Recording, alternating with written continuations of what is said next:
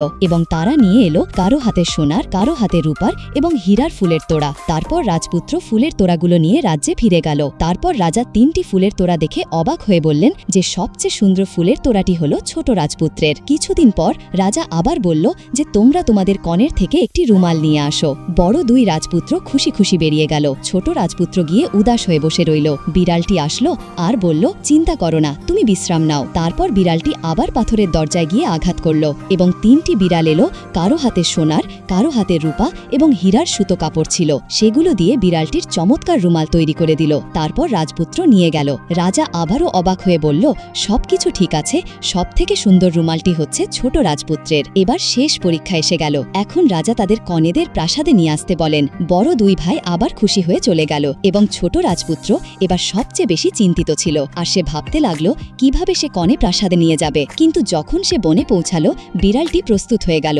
সে বলল, চিন্তা করো না, শুধু একটু বিশ্রাম নাও। রাজপুত্র ঘুমিয়ে পড়ল এবং চোখ খুললে বিড়ালটিকে আর কোথাও দেখতে পেল না। তার জায়গায় একটি সুন্দর রাজকন্যা দাঁড়িয়েছিল। সে বলল, আমি সেই বিড়াল। আমার ওপর এক জাদুকরী অভিশাপ ছিল, যা ভাঙবে না যতক্ষণ না কেউ আমাকে তার কনে হিসাবে গ্রহণ করবে। তুমি সেই প্রতিশ্রুতি দিয়েছিলে এবং আমার রূপ আজ বদলে গিয়েছে। তারপর ঘোড়া সাজানো একটি সুন্দর রথ এলো এবং রাজপুত্র তার আসল কনেকে নিয়ে রাজকীয়ভাবে প্রাসাদে পৌঁছে গেল। প্রাসাদের সবাই অবাক হয়ে গেল। ছোট ছেলের কনে সবচেয়ে সুন্দরী হয়ে উঠল। তারপর প্রাসাদে একটি জমজমাট বিবাহ অনুষ্ঠিত হলো। সঙ্গীত, নাচ এবং গানের আসর বসল এবং সবাই খুব খুশি হলো। যদি তুমিও খুশি মানুষ হও, তাহলে চ্যানেলটি সাবস্ক্রাইব করো।